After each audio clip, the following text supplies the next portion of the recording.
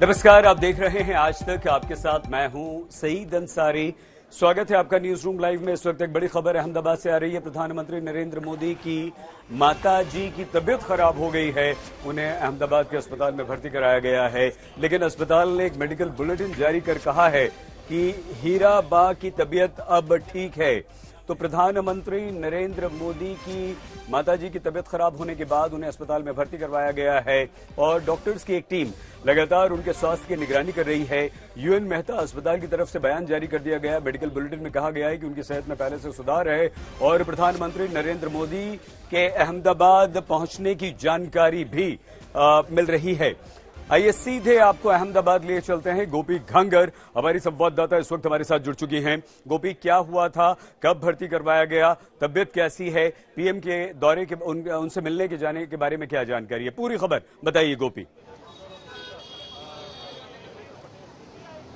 बिल्कुल, देखिए सही, कल शाम को ये जानकारी कल शाम को उनकी तबीयत खराब हुई थी। प्रधानमंत्री की माताजी हीराबा जो है वो 100 साल की उम्र की है। इसी साल उन्होंने अपना 100वां जो शतकवां जन्मदिन था वो उन्होंने मनाया था और पूरा परिवार यहाँ पे इकट्ठा हुआ था। आप देख सकते हैं यहाँ पे इस वक्त जो वीआईपी मूवमेंट्स है वो यहाँ पे हो रही है। उसकी वजह यह है कि हर कोई तबियत पूछने के लिए यहाँ पे पहुंच रहा है। अब बताया जा रहा है कि कुछ ही देर में मुख्यमंत्री भूपेंद्र पटेल जो है वो भी यहाँ पे पहुंच रहे हैं। इसके पहले जो है वो कई सारे जो सरकारी अधिकारी है वो भी यहाँ पे पहुंचे हुए थे और अब यहाँ पे आप देख सकते हैं जो आरोग्य सचिव है मनोज अग्रवाल वो यहाँ पे पहुंचे हुए हैं।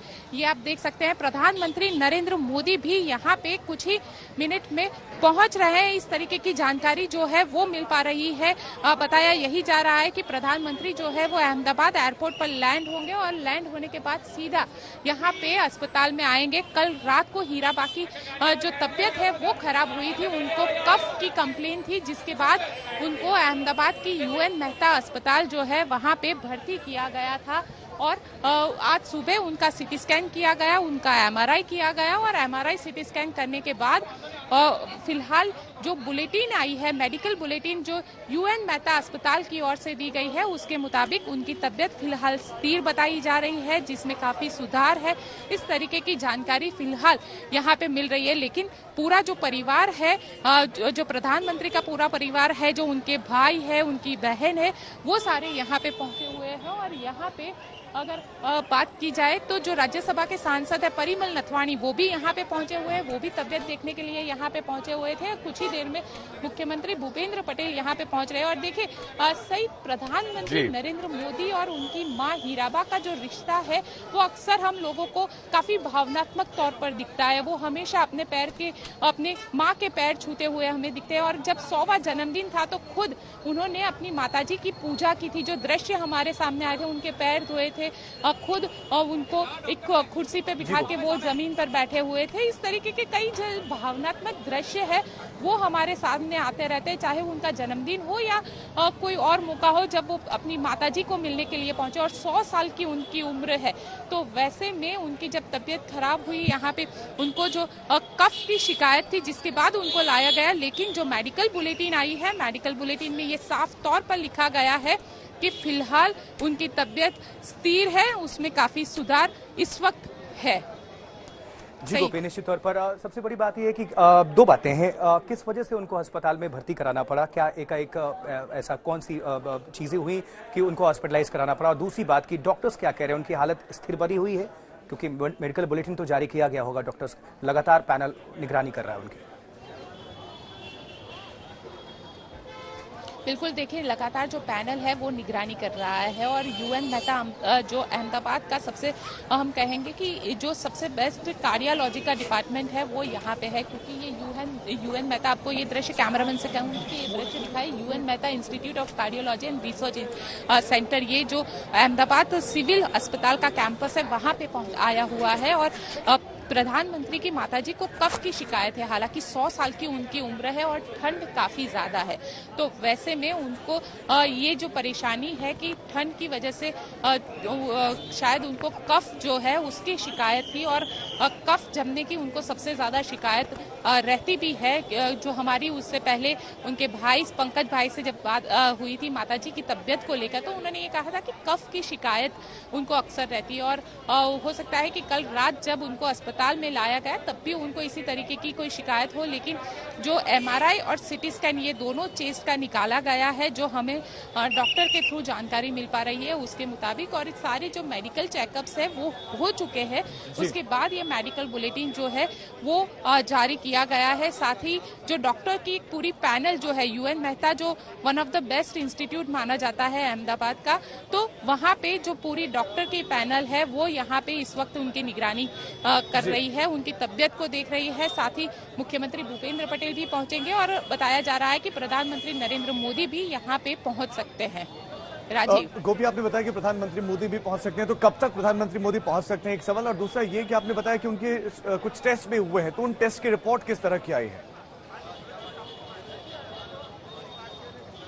देखिए, फिलहाल जो रिपोर्ट्स आए हैं ये रिपोर्ट फिलहाल उसमें सुधार है, इस तरीके का अस्पताल के जरिए कहा गया है, क्योंकि पहले काफी सांस लेने में उनको दिक्कत हो रही थी। मेन जो परेशानी कल शाम को उनको हुई, और उसके बाद उनको जब अस्पताल में लाया गया तो उनको सांस लेने की दिक्कत के चलते उनको यहाँ पे अस्पताल में लाया गया था।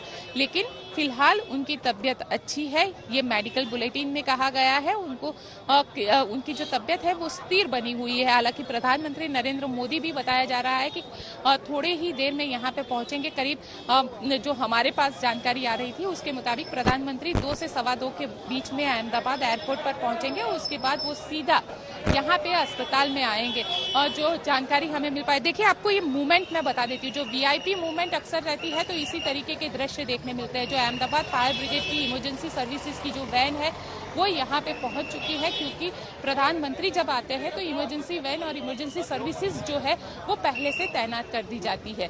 आप देख सकते हैं यहाँ पे जो पुलिस है, पुलिस भी लगातार जो है वो गश्त लगा रही है, क्योंकि जो सिक्योरिटी का अचानक ही प्रधानमंत्री का ये दौरा तय हुआ है, तो सिक्योरिटी भी एक बहुत बड़ी चीज होती है। तो वैसे में जो सिक्योरिटी कर्मचारी है वो भी यहाँ पे पहुंच रहे हैं। साथ ही जो आसपास के इलाके में जितने भी लोग थे, जो दूसरे लोग थे, उन सबको यहाँ से हटा दिया गया है। आप देख सकते हैं जितने भी साथी, जितने भी कह सकते हैं कि प्रधानमंत्री का कुछ ही देर में आने की देरी है, और प्रधानमंत्री जब अहमदाबाद एयरपोर्ट पहुंचेंगे तो अहमदाबाद एयरपोर्ट से सीधा UN मेहता अस्पताल पहुंचेंगे। आपको दृश्य दिखाते हैं यहाँ पे कई सारे, क्योंकि के कैलाशनाथन जो चीफ प्रिंसिपल सेक्रेटरी है वो भी यहाँ पे पहुंच चुके हैं। इसके अलावा जो कई सरकारी कर्मचारी है वो भी यहाँ पे पहुंचे हैं। मुख्यमंत्री भूपेंद्र पटेल भी कुछ ही देर में यहाँ पे पहुंचेंगे, क्योंकि आज कैबिनेट थी, और कैबिनेट के बाद जो दूसरे मंत्री है वो भी अब एक के बाद एक यहाँ पे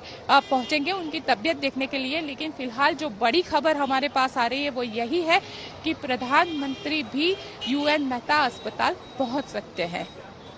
बिल्कुल गोपी, बहुत महत्वपूर्ण जानकारी आप ये दे रहे हैं, क्योंकि जिस तरह का PM मोदी का रिश्ता अपनी मां के साथ है, भावनात्मक रिश्ता है, और उनके माध्यम से हर कोई उनके बारे में जानना चाहता है, उनकी फिक्र करता है। लेकिन क्योंकि एक उम्र भी एक बड़ा कंसर्न है यहाँ पर गोपी, क्या सिचुएशन, क्या सर्कमस्टांसेस ऐसे बने कि उन्हें हॉस्पिटलाइज करना पड़ा, और क्या लग रहा है कि कितने दिनों तक उन्हें अंडर ऑब्जर्वेशन रखा जाएगा, और क्या कोई सीरियस हेल्थ कंडीशंस पहले से जो चली आ रही हो, किस तरह की हिस्ट्री है उनकी, मेडिकल हिस्ट्री? देखिए, फिलहाल तो ये कह पाना काफी मुश्किल है कि उनको कितने दिनों तक यहाँ पे रहना पड़ेगा। लेकिन आप ये दृश्य देख रहे हैं, ये गुजरात के जो आरोग्य मंत्री है वो यहाँ पे पहुंचे हुए हैं, उनके साथ जो दूसरे मंत्री है वो भी यहाँ पे पहुंचे हुए हैं, और प्रधानमंत्री किसी भी वक्त आ सकते हैं, इस तरीके की जो जानकारी है वो फिलहाल यहाँ पे मिल रही है। लेकिन प्रधानमंत्री की जो माताजी है, क्योंकि उन दोनों का जो रिश्ता है वो काफी भावनात्मक रहा है, अक्सर हमने देखा है कि प्रधानमंत्री काफी भावनात्मक तौर पर उनके साथ जुड़े हुए हैं। जब भी वो गुजरात दौरे पे आते थे तो ये अमूमन हमने देखा है कि वो अपनी माताजी को मिलने के लिए जरूर जाते थे और उनकी माताजी के साथ वो कुछ वक्त जरूर बिताते थे। हाल ही में वो यहाँ पे पहुंचे थे, तब भी उन्होंने अपनी माताजी के साथ मुलाकात की थी, अपनी माताजी को मिले थे जब गुजरात चुनाव में यहाँ पे वोटिंग के लिए पहुंचे थे। जो आखिरी दौरा उनका गुजरात में था, तब वो वोटिंग के लिए यहाँ पे जब अहमदाबाद में वोटिंग थी और यहाँ पे खुद वो वोटिंग देने के लिए शाम के वक्त पहुंचे थे, तो अपनी माँ को मिलने के लिए पहुंचे हुए थे। अपनी माँ के साथ करीब आधे घंटे तक वो बैठे हुए थे और अब जब उनको एडमिट किया गया है तो ये भी जानकारी सामने आ रही है कि माताजी को मिलने के लिए प्रधानमंत्री नरेंद्र मोदी अब यहाँ पे पहुंच सकते हैं, किसी भी वक्त वो यहाँ पे पहुंच सकते हैं, क्योंकि प्रधानमंत्री जो है, जो हमें जानकारी एयरपोर्ट अथॉरिटी से मिल रही है उसके मुताबिक प्रधानमंत्री दिल्ली से रवाना हो चुके हैं। तो कभी भी किसी भी वक्त यहाँ पे दिल्ली से अहमदाबाद वो लैंड होके सीधा यहाँ पे अस्पताल में पहुँच सकते हैं। फिलहाल जो मेडिकल बुलेटिन आया है उसके मुताबिक प्रधानमंत्री की माताजी की जो तबीयत है वो काफी स्थिर बताई जा रही है, काफी सुधार बताया जा रहा है, लेकिन ये जरूर है कि कितने दिनों तक उनको अस्पताल में रखना पड़ेगा ये कह पाना थोड़ा मुश्किल है, क्योंकि उम्र भी 100 साल की है। बिल्कुल गोपी, क्योंकि प्रधानमंत्री नरेंद्र मोदी हीराबेन के सबसे छोटी संतान है। बच्चों की अगर बात की जाए लड़कों में, तो बाकी जो उनके 5 बच्चे हैं, क्योंकि 6 औलादे उनके हैं, क्या वो भी वहां पर मौजूद हैं? परिवार के बाकी सदस्य भी, क्योंकि पिताजी तो नहीं रहे जिनको प्रधानमंत्री ने याद भी किया था, लेकिन बाकी जो औलादे हैं क्या वो वहां पहुंच गई हैं? परिवार के लोग वहां हैं और सिर्फ प्रधानमंत्री के आगमन का इंतजार है या बाकी लोगों के आने की भी धीरे धीरे शुरुआत हुई है? देखिए, मैं आपको बता दूं राजीव कि प्रधानमंत्री के जो सबसे बड़े भाई है सोमा भाई मोदी, वो अहमदाबाद में ही रहते हैं, वो भी यहाँ पे पहुंचे हुए हैं। उनके बाद आते हैं प्रधानमंत्री के दूसरे भाई अमृत भाई मोदी। अमृत भाई जो है वो भी अहमदाबाद में ही रहते हैं, हालांकि उनकी तबीयत थोड़ी नादुरुस्त रहती है, तो उनके जो बेटे हैं वो इस वक्त अस्पताल में पहुंचे हुए हैं। इसके बाद आते हैं प्रधानमंत्री नरेंद्र मोदी। तो पूरे 6 भाइयों के अंदर जो परिवार जितनी भी संतान है उसमें तीसरे नंबर पर प्रधानमंत्री नरेंद्र मोदी है और उसके बाद आते प्रहलाद मोदी। देखिए, प्रहलाद मोदी को लेकर ये जरूर कहूंगी कि कल एक खबर आई थी जब प्रहलाद मोदी कर्नाटका के मैसूर के पास उनका एक्सीडेंट हुआ, जिसमें वो उनके बेटे की बहू और उनका पोता ये तीनों ट्रैवल कर रहे थे। उस वक्त उनका एक एक्सीडेंट कल हुआ है वहां पे, जिसके बाद उनको चोट आई है। हालांकि ये बताया जा रहा है कि वो खतरे से बाहर है फिलहाल, लेकिन कल जो प्रहलाद मोदी है, प्रधानमंत्री नरेंद्र मोदी के जो छोटे भाई प्रहलाद मोदी, उनका कल एक एक्सीडेंट की खबर आई थी। उसके बाद जो है वो आते हैं वासंती बहन, जो प्रहलाद मोदी से छोटी यानी नरेंद्र भाई से भी छोटी जो बहन है वासंती बहन भी यहाँ पे पहुंची हुई है। सुबह से ही वो भी यहाँ पे पहुंची हुई है। और उसके बाद आते हैं पंकज मोदी जो है, पंकज मोदी के साथ उनकी माताजी रहती है, उन्हीं के घर पर रहती है उनकी माताजी। और प्रधानमंत्री भी जब भी आते हैं तो पंकज भाई के घर पर ही उनको मिलने के लिए जाते हैं और गांधीनगर में ही वो रहते हैं। अक्सर हम लोगों ने ये देखा है कि जो प्रधानमंत्री के साथ उनका जो एक अलग ही रिश्ता है। जब प्रधानमंत्री गुजरात के मुख्यमंत्री हुआ करते थे उस वक्त भी हमने देखा है कि वो जब भी उनको मिलने के लिए जाते थे तो माँ प्यार से उनको ₹1.25 रुपया देती थी या 11 रुपए देती थी, क्योंकि वो प्यार ही था उनका, उनके लिए वो आशीर्वाद के तौर पर था। अक्सर वो उनका गालों पे उनका गोपी, हम आपको रोक रहे हैं गोपी, दोबारा आपसे बात करेंगे, आप अपनी बात पूरी कीजिएगा। लेकिन इस बीच एक बड़ी खबर आ रही है, प्रधानमंत्री नरेंद्र मोदी की माताजी को देखने गुजरात के स्वास्थ्य मंत्री इस वक्त अस्पताल पहुंचे हैं और स्वास्थ्य मंत्री खुद पहुंचे अस्पताल में। हालांकि कुछ देर पहले एक मेडिकल बुलेटिन जारी करके ये कहा है कि प्रधानमंत्री नरेंद्र मोदी की मां की स्थिति स्थिर है, उनकी हालत ठीक है, हीराबेन अब ठीक हैं, उन्हें भर्ती जरूर कराया गया था, लेकिन स्वास्थ्य मंत्री यूएन मेहता अस्पताल पहुंचे हैं।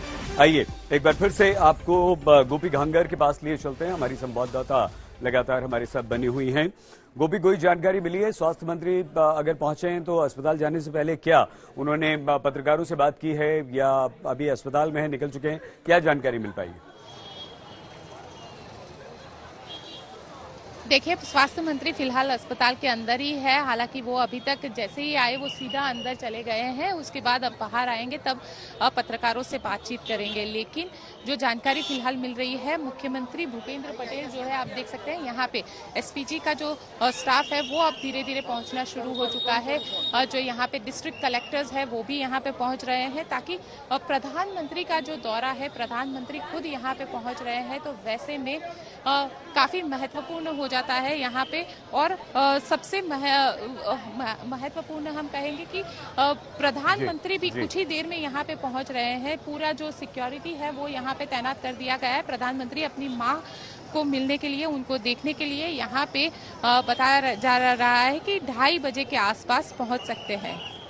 ठीक है गोपी आप बने रहिए हमारे साथ, लगातार हम आपसे बातचीत करते रहेंगे। लेकिन फिलहाल इस वक्त की बड़ी खबर यही है कि प्रधानमंत्री नरेंद्र मोदी की मां हीराबेन को अस्पताल में भर्ती कराया गया है। उनकी तबीयत स्थिर है। अस्पताल ने एक बयान जारी करके, हेल्थ बुलेटिन जारी करके ये कह दिया है कि उनकी स्थिति जो है वो स्थिर है, यानी कि वो ठीक हैं। उन्हें तकलीफ जरूर हुई थी, कफ की प्रॉब्लम हुई थी, जिसके कारण उन्हें अस्पताल में भर्ती करवाया गया था। प्रधानमंत्री नरेंद्र मोदी बस अब से कुछ ही देर बाद यानी कि 2:30 बजे अस्पताल पहुंचने वाले हैं। स्वास्थ्य मंत्री गुजरात के इस समय अस्पताल पहुंच चुके हैं। डॉक्टर्स की एक टीम लगातार निगरानी कर रही है। वो प्रधानमंत्री नरेंद्र मोदी की मां हीराबेन की निगरानी कर रही है। कुछ दिन पहले भी हीराबेन जो थी वो अस्पताल में भर्ती हुई थी, लेकिन इस बार कफ की उन्हें शिकायत हुई। गोपी, हमारी संवाददाता गोपी गांगर लगातार अस्पताल के बाहर मौजूद हैं। गोपी, किस तरह की हलचल है, क्या कुछ हो रहा है अस्पताल के बाहर अंदर, क्या जानकारी आपको मिल पा रही है? देखिए, फिलहाल जो सही जानकारी हमें मिल पा रही है उसके मुताबिक यहाँ पे वीआईपी मूवमेंट्स जो है वो काफी बढ़ गई है। सारे लोग जो है, सिक्योरिटी यहाँ पे टाइट कर दी गई है। जितने भी लोग हैं उनको यहाँ से अंदर से हटा दिया गया है। साथ ही आपको बता दें कि जो यूएन मेहता अस्पताल है, आप देख सकते हैं यहाँ पे ये जो हार्ट का स्पेशल हॉस्पिटल है, यहाँ पे प्रधानमंत्री नरेंद्र मोदी पहुंचेंगे। इसके अलावा जो एडमिनिस्ट्रेशन के लोग हैं वो भी धीरे धीरे यहाँ पे पहुंच चुके हैं। जो बॉम्ब डिस्पोजल स्क्वाड है वो भी यहाँ पे पहुंच चुकी है, क्योंकि सुरक्षा, प्रधानमंत्री का दौरा है, वैसे में सुरक्षा काफी अहम हो जाती है।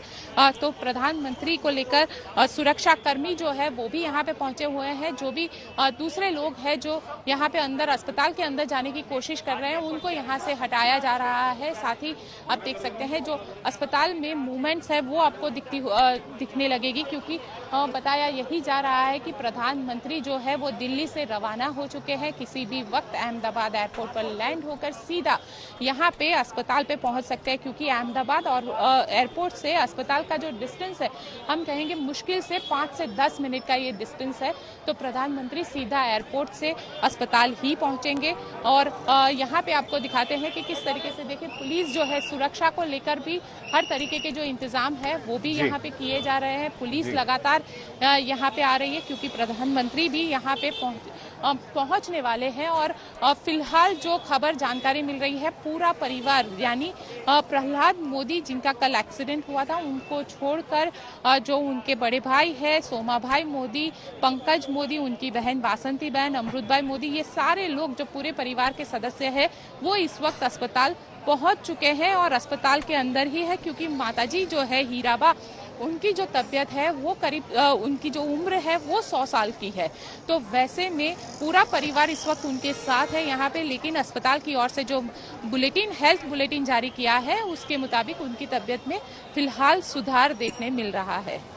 सही गोपी, ये भी देखने वाली बात होगी, ये भी एक संयोग देखिए कि किस तरह से अभी प्रधानमंत्री नरेंद्र मोदी के भाई की जो गाड़ी का एक्सीडेंट भी हुआ उसमें परिवार वाले भी मौजूद थे। उसके बाद से फिर माताजी की तबीयत खराब यहाँ पर हो गई है, अस्पताल में उनको भर्ती कराना पड़ा है। और अब से थोड़ी देर के बाद प्रधानमंत्री नरेंद्र मोदी भी वहाँ पर पहुंचने वाले हैं और स्वास्थ्य मंत्री भी पहुंच चुके हैं। तमाम वहाँ पर मंत्री भी पहुंच रहे हैं। हालांकि स्वस्थ बताई जा रहे हैं, फिलहाल उनकी हालत स्थिर बताई जा रही है, लेकिन प्रधानमंत्री वहाँ पर पहुंच रहे हैं। इस खबर पर नजर लगातार बनी हुई है। चीन में कोरोना से कोहराम है, इसके मद्देनजर भारत सरकार भी अलर्ट मोड पर है। और इसी कोरोना को देखते हुए कल हर राज्य में, भारत के हर हिस्से में मॉक ड्रिल आयोजित की गई। आपको रिपोर्ट दिखाते हैं।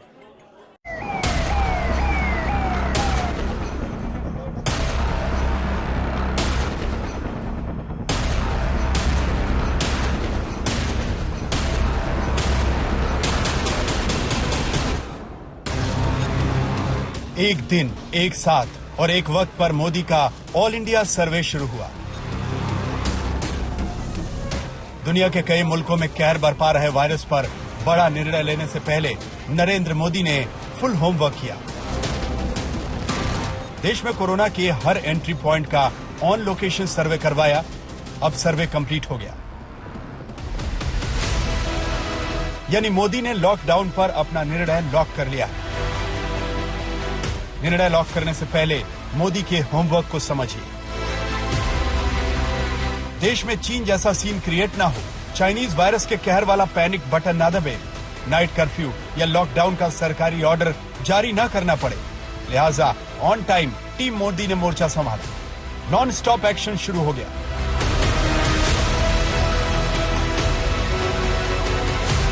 थोड़ी देर में लॉकडाउन को लेकर मोदी के सर्वे का रिपोर्ट कार्ड आपको बताएंगे। उससे पहले मोदी की लॉकडाउन रोको टीम के बारे में आपको बताते हैं। उत्तर प्रदेश में योगी आदित्यनाथ, दिल्ली में अरविंद केजरीवाल, पश्चिम बंगाल में ममता बनर्जी, बिहार में नीतीश कुमार, पंजाब में भगवंत मान, राजस्थान में अशोक गहलोत, मध्य प्रदेश में शिवराज सिंह, झारखंड में हेमंत सोरेन, ओडिशा में नवीन पटनायक, केरल में पिनाराई विजयन, आंध्र प्रदेश में वाईएस जगनमोहन रेड्डी, तेलंगाना में चंद्रशेखर राव, तमिलनाडु में एमके स्टालिन, महाराष्ट्र में एकनाथ शिंदे, असम में हेमंता बिस्वा शर्मा। चाइनीज वायरस के संभावित खतरे से निपटने के लिए पूरा देश एक पेज पर है। राज्यों में अलग अलग पार्टियों की सरकारें हैं, लेकिन जब महामारी से लड़ना है तो सभी एक साथ मोदी की लीडरशिप में चाइनीज वायरस से निपटने में जुट गए। ये देश की एकता की ही ताकत थी कि जिस महामारी ने दुनिया के बड़े बड़े देशों को मजबूर कर दिया, भारत ने उसका मजबूती से मुकाबला किया है। आज देश कोरोना से उभर भी रहा है और एकजुट होकर आगे भी बढ़ रहा है। हम केंद्र सरकार के उस पे निर्देश पे वेट कर रहे हैं, क्योंकि सबसे ज्यादा नॉलेज इस टाइम और एक्सपर्टीज केंद्र सरकार के पास है। कितना हमें तैयारी करने की जरूरत है, कितनी वो, तो केंद्र सरकार जैसे जैसे आदेश देगी हम उन आदेशों का पालन करेंगे। We discussed about corona and we are monitoring all this. We set up a committee also to take care that what is going on and what is the how to solve it, की को solve करा जाए। उत्तर प्रदेश की police की एक बार फिर से पोल खुल गए हैं। ये बुलडोजर चलाने में पारंगत है, लेकिन बंदूक में गोली कहां से डलती है, इसको लोड कैसे करते हैं, कैसे चलाया जाता है, इस पुलिस को नहीं मालूम। डीआईजी दरअसल संत कबीर नगर पहुंचे थे ये जांचने परखने के लिए कि हमारी पुलिस कितनी तैयार है, लेकिन तब पता चला कि ये गोली तो चला सकते हैं, लेकिन सिर्फ मुंह से ठाई ठाई करके। बढ़ा देती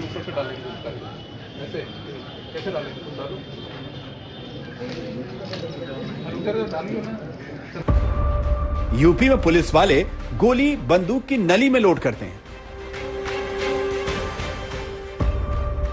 यूपी में पुलिसकर्मी को एक अदद गोली लोड करने में मदद की जरूरत पड़ जाती है। यूपी में पुलिसकर्मी को गन लोड करने में पसीने छूटते हैं।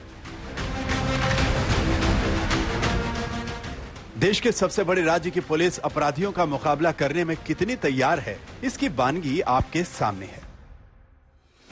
यूपी के संत कबीर नगर की ये तस्वीरें यूपी पुलिस की तैयारियों की पोल खोल रही हैं।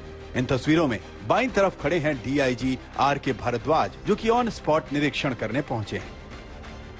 पहले पुलिसकर्मी ने भीड़ को नियंत्रित करने के लिए इस्तेमाल होने वाली गन का प्रयोग करके दिखाया। फिर अगले पुलिसकर्मी की बारी आई। वो आगे आए, पूरे आत्मविश्वास के साथ कंधे पर गन ली और फिर आगे की बातचीत सुनिए। बढ़ा देती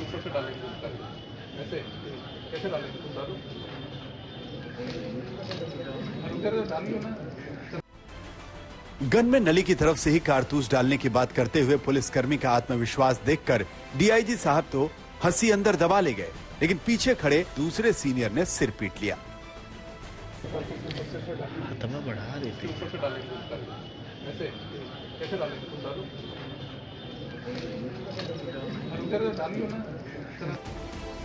मुमकिन है कि ये पुलिसकर्मी प्रेशर में आ गया।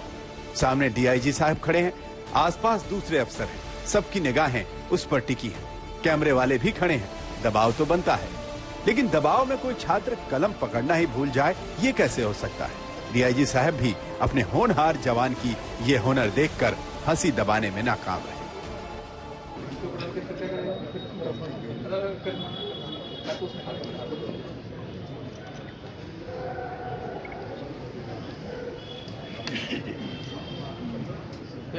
फिर उसके बाद क्या करोगे? होल्ड चढ़ाएंगे सर, लिस्ट लेंगे सर, लिस्ट लो,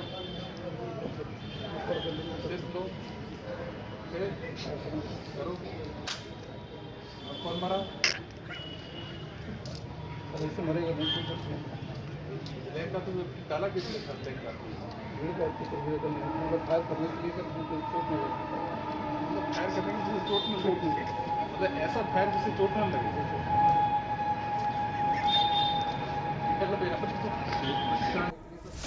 डीआईजी साहब को कहना ही पड़ा, तुमसे ना हो पाएगा, लेकिन उनकी हैरानी यहीं खत्म नहीं हुई। यहाँ तो उनका सामना एक से बढ़कर एक सूरमाओं से हो रहा था।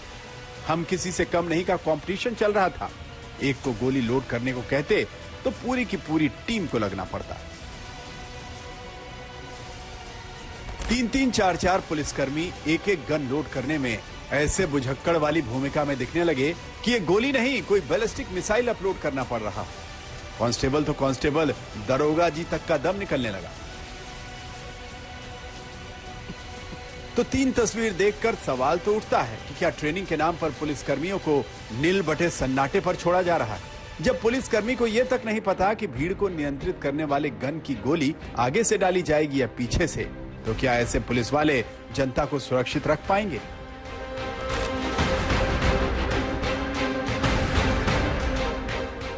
संत कबीर नगर से आलम मीर के साथ आज तक ब्यूरो।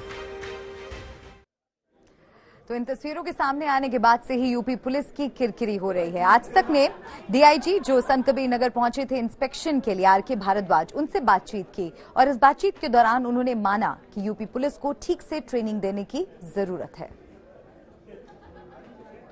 और हमारे साथ बात करने के लिए बस्ती रेंज के आईजी डीआईजी आर.के. भारद्वाज जी हैं। उनसे जानेंगे किस तरीके से दौरा था और किस लिए ये दौरा किया जाता है। ये दौरा था और किस लिए किया जाता है? देखिए, वरिष्ठ अधिकारी लेवल पर एक वार्षिक निरीक्षण किया जाता है, जिसके अंदर में हमारे द्वारा पूर्व के अंदर में ही जनपदी पुलिस अधीक्षक को सूचना दी जाती है कि फलां तारीख को हम लोग इसका वार्षिक निरीक्षण करेंगे। और उस वार्षिक निरीक्षण के अंदर में हम थाना, पुलिस लाइन, पुलिस ऑफिस, सभी चीज की गहनता से समीक्षा करती है। जनप्रतिनिधि से भी मुलाकात होती है और मीडिया बंधु से भी पत्रकार वार्ता होती है। सर, वार्षिक दौरे के दौरान ये देखा गया सर 2 घटना आई। पहली तो एक दरोगा जी अपना आर्म्स संभल नहीं कर पाया, दूसरी सर उसमें बुलेट, दूसरी दरोगा जी जो थे वो बुलेट उल्टा भरते नजर आए। तो सर किस तरीके से इसको देखते हैं? क्या प्रशिक्षण की कमी है और दूसरा कार्रवाई क्या हुई? देखिए, किसी भी इंस्पेक्शन का पर्पज ये होता है कि हम उस जनपद के अंदर में जो भी तैयारी है हम उनकी समीक्षा कर सकें। ऐसा प्रकरण जो कोतवाली संत कबीर नगर के अंदर में आया था, वो कहीं ना कहीं ये रिफ्लेक्ट कर रहा है कि हमारी ट्रेनिंग और हमारी जो रिहर्सल है उसको और कराए जाने की आवश्यकता है। इस चीज और संज्ञान आने के बाद में हम लोगों ने पूरे रेंज भर के अंदर में जितने भी पुलिस अधीक्षक उनको निर्देशित किया है कि प्रत्येक संडे को अपने थाना स्तर पर भी ये लोग एंटी राइट रिहर्सल कराएं और लोगों को प्रशिक्षित करें। जनरली ये व्यवस्था पुलिस लाइन लेवल पर होती है, लेकिन ये थाना स्तर पर भी कराएं, ये ऐसा निर्देश दिया। तो संत कबीर नगर में जो ये पुलिस की फजीहत हुई है, अगर आपको लग रहा है कि ये पहला मामला है तो आप गलत हैं, क्योंकि इससे पहले भी आपको याद होगा संभल में एक घटना हुई थी जहां पर पुलिस वाले ठाए ठाए करते नजर आ रहे थे। वो घटना भी याद करते हैं।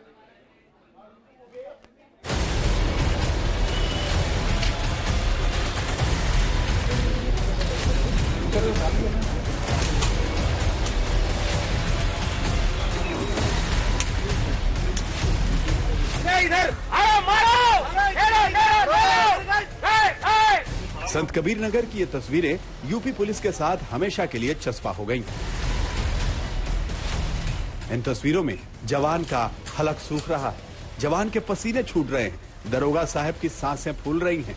जो भी इन तस्वीरों को देखेगा यूपी पुलिस पर हंसेगा। वैसे हंसी तो इन अफसरों को भी आई। कोई होठ दबाकर हंसा, किसी के चेहरे पर हंसी की लकीर भराई और कोई मुंह दबाकर ही अंदर अंदर हंसता रहा।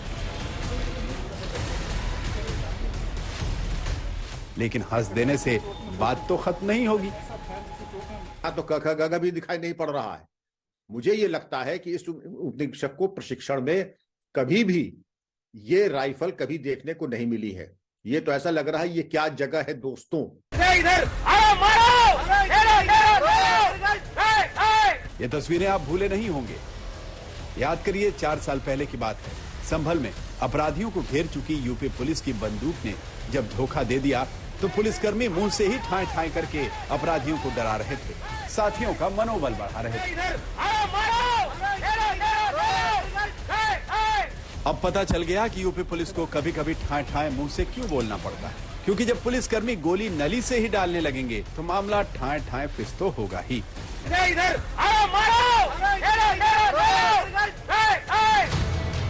4 साल पहले जब ये वीडियो सामने आया था तब भी यूपी पुलिस की काफी किरकिरी हुई थी, तब भी यूपी पुलिस की जग हसाई हुई थी। और अब संत कबीर नगर का वीडियो वायरल हो रहा है तो यूपी पुलिस की सक्षमता पर सवाल उठ रहे हैं। उत्तर प्रदेश की पुलिस आज संत कबीर नगर में देखने को मिला कि वो पिस्टल नहीं खोल पा रहे हैं, चौकी इंचार्ज टीयर गन नहीं चला पा रहा है और एक पुलिसकर्मी ने तो सारी हदें पार कर दी, गोली अंदर भरने के बजाय नली में डाल के चला रहा है। यही आपने पुलिस को ट्रेनिंग दी इतने दिनों में। आपने उत्तर प्रदेश में बेरोजगारों को बर्बाद किया, किसानों को बर्बाद किया, सबको बर्बाद करते करते आपने उत्तर प्रदेश की पुलिस को भी कबाड़ा कर दिया। भारतीय जनता पार्टी के योगी राज में उत्तर प्रदेश की पुलिस की ट्रेनिंग का ये हाल है कि गोली भी कहां रखनी है, कहां डालनी है, उन्हें नहीं पता। ये दुर्भाग्यपूर्ण है। क्या ऐसी पुलिस जनता की रक्षा करेगी, कानून व्यवस्था की रक्षा करेगी? क्या भारतीय जनता पार्टी के पिछले 6 साल के शासन में एक भी पुलिस की ट्रेनिंग नहीं की? यूपी में योगी सरकार ने अपराधियों पर सख्ती कर दी है। बुलडोजर चलाकर बड़े बड़े अपराधियों का मुंह बंद किया जा रहा है। लेकिन यूपी पुलिस की मुकम्मल ट्रेनिंग अभी तक नहीं हो पाई। यूपी पुलिस के अफसर और जवान अपने हथियार भी ठीक से हैंडल नहीं कर पा रहे और कभी कभी तो उनकी जुबानी गोली से अपराधियों को धराशायी करने का जतन करना पड़ता है। आधी अधूरी ट्रेनिंग से यूपी अपराध मुक्त कैसे हो? आज तक ब्यूरो। एक खतरे की बात, चीन में कोरोना जबरदस्त फैल रहा है। अस्पतालों में लाशों के ढेर लगे हुए हैं, ऑक्सीजन नहीं मिल रही है। नववर्ष की तैयारियां हमारे देश में चल रही हैं, लेकिन ये खतरा हमारे देश में भी है। अब कहीं ऐसा ना हो कि नए साल के जश्न में हम इस कोरोना को और ज्यादा बढ़ा दें।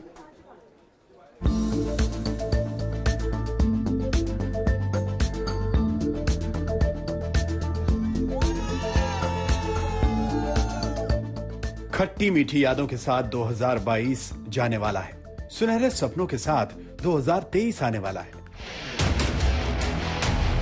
लेकिन नए साल से पहले ही चीन से जो चेतावनी आई है उसका असर हिंदुस्तान में भी दिख रहा है।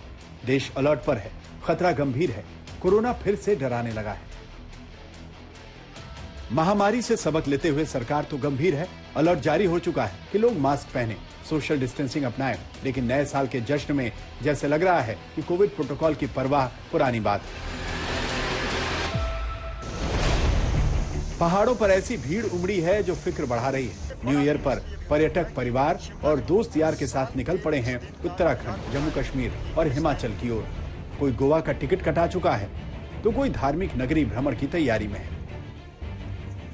लेकिन महामारी का सबसे बड़ा खतरा सिर उठाता जा रहा है। चीन, जापान और दक्षिण कोरिया जैसे देश से खतरे की आहट हो चुकी है। देश के तमाम एयरपोर्ट अलर्ट पर हैं, रैंडम चेकिंग की जा रही है। जो पॉजिटिव आ रहे हैं उन्हें क्वारंटीन किया जा रहा है। दूसरी ओर पहाड़ों पर उमड़ी भीड़ देखिए, ये शिमला है। न्यू ईयर के वेलकम के लिए हजारों की संख्या में लोग शिमला पहुंच चुके हैं। भीड़ लगातार पहुंचती जा रही है, होटल फुल है, कमरे खाली नहीं। नए साल की खुशियां मनाने के लिए बहुत सारे लोग, पर्यटक, सैलानी देश के कई हिस्सों से उमड़े हुए हैं। इस वक्त हम लोग शिमला के ऐतिहासिक रिज मैदान में हैं। जहां तक भी नजर दौड़ाएं, हमें जो पर्यटक हैं यहाँ पर दिखाई देते हैं। पूरा जो ऐतिहासिक रिज मैदान है इस वक्त पर्यटकों से खचाखच भरा हुआ है। हमने थोड़ी देर पहले चर्च में जाकर भी देखा, वहां पर भी जो लोग हैं काफी बड़ी संख्या में पहुंचे हुए हैं। आज क्रिसमस का दिन है। शिमला के लोगों इस बीच में बड़ी खबर आपको दे दें, प्रधानमंत्री नरेंद्र मोदी की मां इस वक्त अस्पताल में भर्ती हैं। जो मेडिकल बुलेटिन जारी किया गया उसके मुताबिक उनकी हालत स्थिर है। एक और बड़ी जानकारी इस वक्त आपको दे दें, मुख्यमंत्री गुजरात के भूपेंद्र पटेल अस्पताल पहुंच गए हैं। डॉक्टर कह रहे हैं कि हीराबा की हालत स्थिर है। गोपी हमारी संवाददाता खबर पर ज्यादा जानकारी देंगे। गोपी, मुख्यमंत्री पहुंच गए हैं और क्या क्या जानकारी है? बिल्कुल, देखिए इस वक्त जो जानकारी मिली है वो मुख्यमंत्री यहाँ पे पहुंचे हैं, लेकिन जो मेडिकल बुलेटिन सामने आया है, मेडिकल बुलेटिन के मुताबिक प्रधानमंत्री की माताजी हीराबा जो कि 100 साल की है, उनकी तबीयत फिलहाल स्थिर बताई जा रही है। प्रधानमंत्री नरेंद्र मोदी दिल्ली से गुजरात के लिए रवाना हो चुके हैं। वो गुजरात में अहमदाबाद एयरपोर्ट पर लैंड होंगे और उसके बाद सीधा अस्पताल आएंगे। इस वक्त अस्पताल में भूपेंद्र पटेल, गुजरात के मुख्यमंत्री के साथ साथ जो स्वास्थ्य मंत्री है, इसके अलावा के कैलाशनाथन जो प्रिंसिपल सेक्रेटरी जो है गुजरात सरकार के, वो भी यहाँ पे पहुंचे हुए हैं। साथ ही हेल्थ सेक्रेटरी भी यहाँ पे पहुंचे हुए हैं। साथ ही आप देख सकते हैं कि कड़े सुरक्षा इंतजाम जो है, क्योंकि प्रधानमंत्री भी यहाँ पे पहुंच रहे हैं तो काफी कड़े सुरक्षा इंतजाम अस्पताल के कर दिए गए हैं। प्रधानमंत्री नरेंद्र मोदी की माताजी हीराबा की जो उम्र है वो करीब 100 साल की है, तो वैसे में उनको कल देर शाम कफ की जो शिकायत है वो हुई थी और उसके बाद उनको यहाँ पे अस्पताल में लाया गया था। आज सुबह उनका सीटी स्कैन करवाया गया, उनका एमआरआई करवाया गया है और उसके बाद जो मेडिकल बुलेटिन जारी किया गया है उसमें लिखा गया है कि उनकी तबीयत फिलहाल सुधार पर है और स्थिर बनी हुई है और प्रधानमंत्री नरेंद्र मोदी यहाँ पे पहुंच सकते हैं, क्योंकि बताया यही जा रहा है कि दिल्ली से प्रधानमंत्री रवाना हो चुके हैं। हो सकता है कि यहाँ पे करीब 1 से 1.5 घंटे के बीच में प्रधानमंत्री नरेंद्र मोदी ये भी आप बड़ी खबर बता रहे हैं। गोपी, आप लगातार नजर बनाए रखें, अपडेट्स के आपके पास लौटेंगे। मुख्यमंत्री गुजरात के इस वक्त अस्पताल में पहुंचे हुए हैं। हमारे संवाददाता बता रहे हैं कि प्रधानमंत्री मोदी भी पहुंच सकते हैं। नजर लगातार हमारी बनी हुई है कि अपडेट लगातार आपको मिलेगा। दुनिया का सुपर पावर मुल्क, सबसे शक्तिशाली देश अमेरिका इस वक्त मौसम की मार झेल रहा है, पनाह मांग रहा है मौसम से। उसके पीछे की वजह है वहां पर आर्कटिक ब्लास्ट होना। टेम्परेचर -45 डिग्री तक पहुंच गया है। लोग बेबस हैं, ऐसा लग रहा है मानो हिमयुग आ गया हो।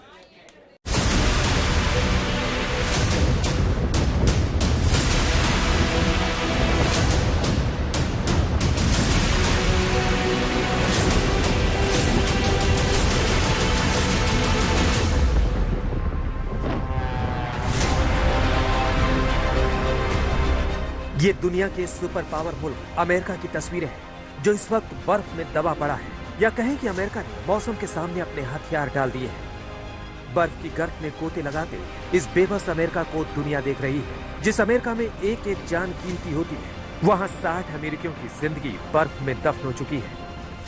आज हम आपको अमेरिका में इस बर्फीली त्रासदी की वो सच्चाई बताने जा रहे हैं जिसके बारे में सोचकर अमेरिका भी डरा हुआ है। अमेरिकी राष्ट्रपति बाइडेन को व्हाइट हाउस से इस बर्फ वाली इमरजेंसी पर ना चाहते हुए भी सख्त फैसले लेने पड़ रहे हैं। क्या आप अंदाजा लगा सकते हैं इस वक्त अमेरिका में पारा कितना होगा?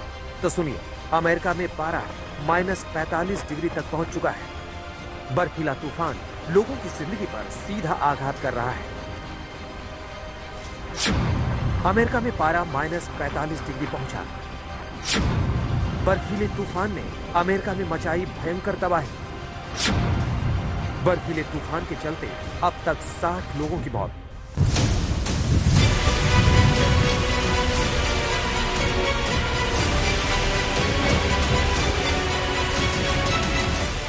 अमेरिका के इतिहास में सबसे भीषण त्रासदी है जिसने अब तक 60 लोगों की जान ले ली है। मौत का आंकड़ा लगातार बढ़ रहा है क्योंकि तमाम शव अब भी सफेद कब्र में दबे हुए हैं।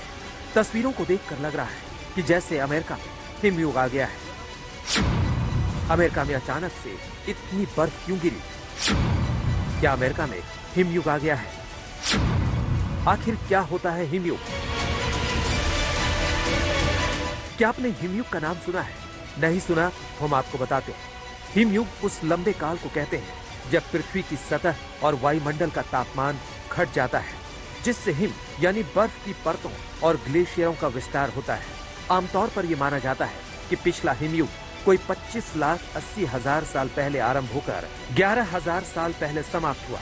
इस युग में भी अधिक ठंड काल आते हैं और कुछ कम ठंडे हिमयुग के कई कारण माने जाते हैं, जैसे वातावरण में मौजूद गैसों के अनुपात में परिवर्तन, पृथ्वी के सूर्य की परिक्रमा पथ में परिवर्तन, पृथ्वी के नीचे की टेक्टोनिक प्लेट्स के खिसकने से पृथ्वी की सतह में आया बदलाव, जो हवा और समुद्री धाराओं को प्रभावित करता है। हालांकि अमेरिका में जिस तरह से बर्फ वर्षा हुई है, उसे बॉम्ब साइक्लोन का नाम दिया गया है। हम आपको बॉम्ब साइक्लोन के बारे में भी बताएंगे, लेकिन उससे पहले आपको बता दें कि अमेरिका की 60% आबादी इस तूफान की चपेट में आई है। अकेले न्यूयॉर्क शहर में मरने वालों की संख्या 25 से ऊपर पहुंच गई है। तूफान इतना भयानक है कि घरों और कारों में ही लोगों की कब्र बन गई। आपको बता दें कि अमेरिका में बर्फबारी के चलते 7 लाख घरों की बिजली गुल हो गई है। इस बीच ठंड से सबसे अधिक प्रभावित न्यूयॉर्क का बफलो इलाका हुआ है, जहां 43 इंच बर्फबारी दर्ज की गई है।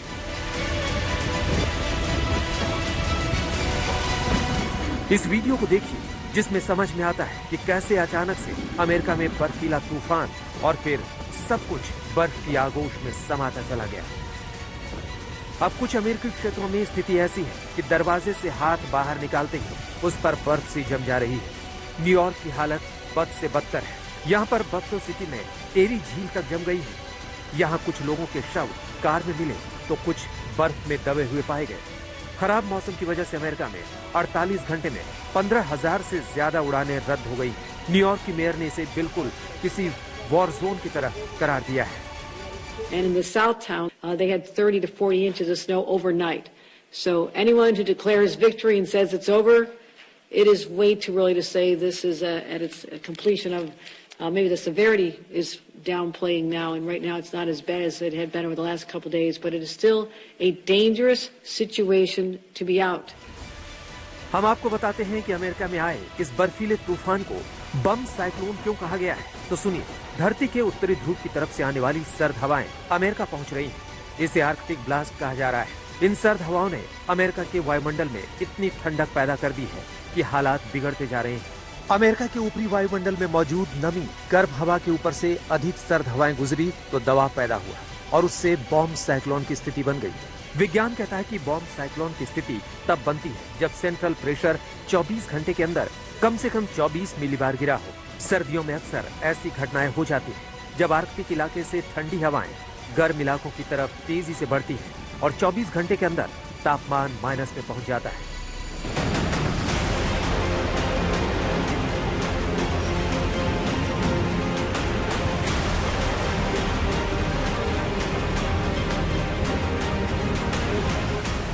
अमेरिका में क्रिसमस के दौरान आए बर्फीले तूफान से देश के करीब 20 करोड़ लोग बुरी तरह प्रभावित हैं। सबसे ज्यादा प्रभावित न्यूयॉर्क और मोंटाना जैसे शहर हैं, जहां तापमान -45 डिग्री तक पहुंच गया है। अमेरिकी अधिकारी इसे सदी का भयावह तूफान बता रहे हैं।